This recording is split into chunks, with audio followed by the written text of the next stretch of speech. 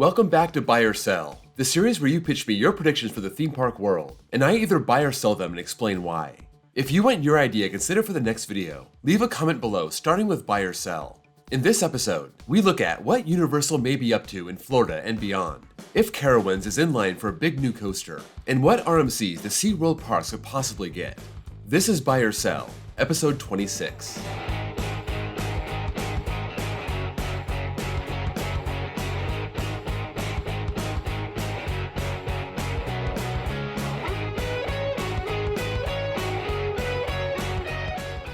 HXNTZZ. X2 will be completely removed within the next 10 years. X2 has a rocky history. Aero poured everything they had into getting it right. It was almost a year late, and just 5 years into its life, S&S had to come in and save the day, giving it new trains that were a heck of a lot lighter than the originals.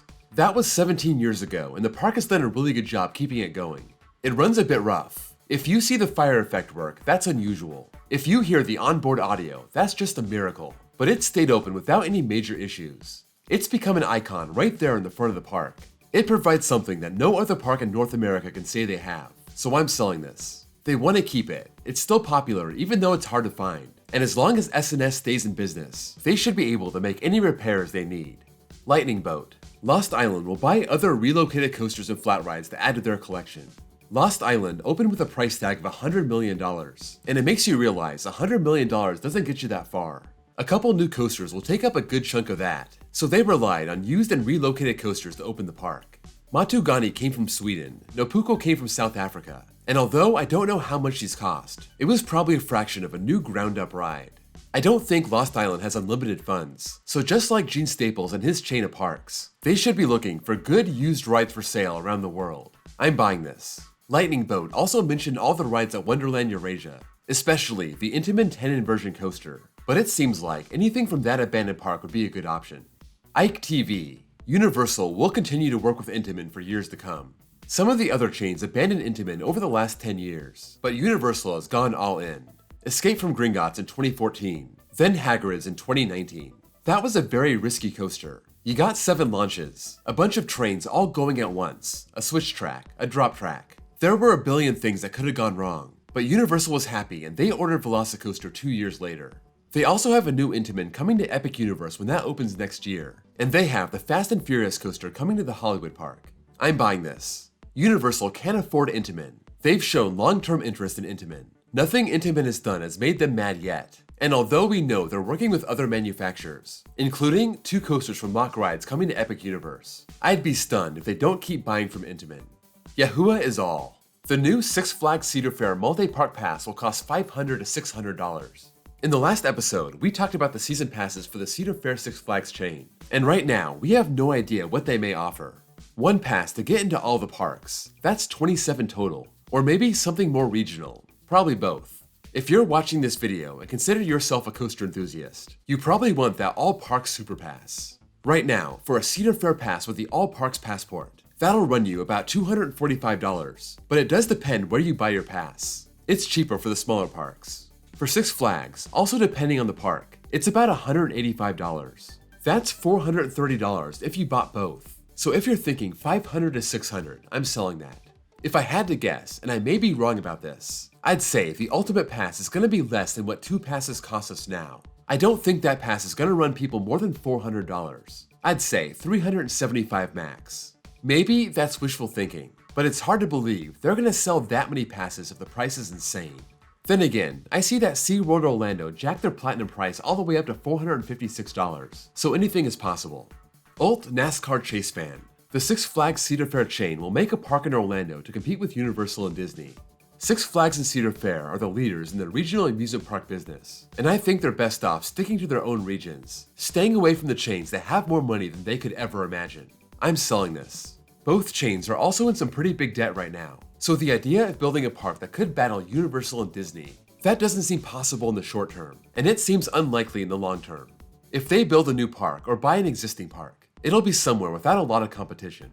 Big C. Six Flags Discovery Kingdom will be sold to SeaWorld within 5 years.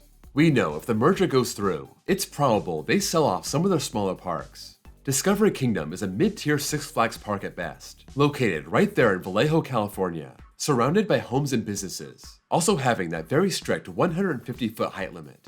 It could be a prime park to unload. I would just be more afraid of some developer coming in and buying the land and leveling the park.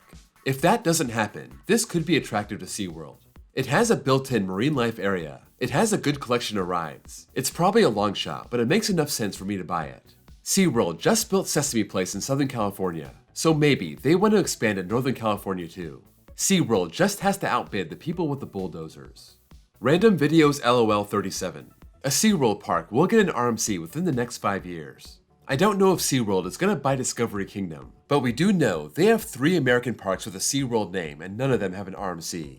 When you look at the chain as a whole, they hired RMC to do Iron Gwazi, so as long as they were happy with that project, they should be open to working with them again. Just because Iron Gwazi is awesome doesn't mean that everything went smooth behind the scenes. I haven't heard anything bad, so let's just assume it was fine. Their San Diego park has a 30-foot height limit, but they can go higher if they get a waiver from the city. This opens a door for a small hybrid or a Raptor. Magic Mountain is a couple hours away, but I don't think that would stop them. But if you ask me, the most likely RMC for this park is the Wild Moose. This park is weird because it doesn't have a coaster for kids. And even though the Wild Moose isn't exactly a kid's coaster, it appeals to a wide audience. The San Antonio park might be a bit tougher. They're in the same city as Fiesta, Texas, and they have a Raptor and a hybrid right there in the same park. It would be hard to market any of those models. That being said, that park only has one inverting coaster, that being Great White. So maybe a mid-sized inversion-based RMC hybrid would work here. I'm thinking something like Untamed at Wallaby Holland. That would also be significantly different than Iron Rattler. Of course, don't forget the Wild Moose. That's always an option. Now, Orlando. They spare no expense for this park. It doesn't seem like they would put an iBox hybrid with Iron Gwazi not far away. But why not a large-scale Raptor? Theme it to an eel or something. There isn't a Raptor anywhere close. You have to go to Great Adventure or back to San Antonio to find the next one. This actually seems like a good option and I'm buying it. Between that Raptor and the Wild Moose, the 5-year timeline, and the aggressiveness of the SeaWorld chain, this seems plausible enough to believe it could happen. Magical Hikari. The UK will get an RMC before 2030. RMC has been spreading across Europe since 2016. Sweden, the Netherlands, Poland, and pretty soon Belgium. RMC has no problem working across the pond, and it seems like it's only a matter of time until the UK gets one. I'm buying this. Alton Towers likes to get interesting rides that don't rise above the tree line. Maybe they launch a Raptor the same way Intamin did. Thorpe Park isn't afraid to go big. Anything's on the table there. You also have Chessington, Flamingo Land, Oakwood, Drayton Manor, also Blackpool Pleasure Beach. I don't think any of these parks have a wooden coaster that can get RMC'd. Megaphobia just got retracked. The Blackpool coasters are all ancient. Wicker Man is brand new. But there are enough major parks here to make a hybrid or a Raptor or a Wild Moose very possible. Rebecca Jordan. Hollywood Ride Rockit will close by 2030. This was an interesting project for Universal back in 2009. This is kind of the sister coaster to Hollywood Dream at Universal Japan. A coaster with on-ride sound, built by B&M in 2007. Ride Rockit was built by Maurer, one of their X-Car models, and it's quite polarizing. Maurer was a weird choice. I'm not sure why they went with them. Maybe in 2009, after the economic crash, they were looking to save a buck. I really don't know. The ride runs a bit rough, and although I absolutely love it, most people don't. At least enthusiasts don't. The ride's still popular, right there on the main pathway of Universal Orlando, but at some point soon, maybe Universal wants to replace it with something more modern and pleasant. This is a tough call, but I'm selling it. I don't think it gets removed in the next 6 years. Maybe give it 15 or so, but as long as people keep lining up for it, Universal won't be in a rush to take it down. Brandon Sand. After the merger, Six Flags and Cedar Fair will go to Europe. This ties in a bit with the question about the new chain going to Florida, but I think this one has more of a chance of happening. Still, I'm selling it. I don't think they add anything for a while. I think they sell off what they can to pay off their debt, and down the line, they think about expanding. But when it comes to Europe, nothing makes me think this is probable. Six Flags got into Europe back when Premier Parks went crazy, but as soon as things went south, they bailed. Since then, they haven't gone back overseas. They just have Six Flags Qiddiya opening in Saudi Arabia, and that's a special case. It's more of them just using their name on the park, and the funding is coming from you-know-who.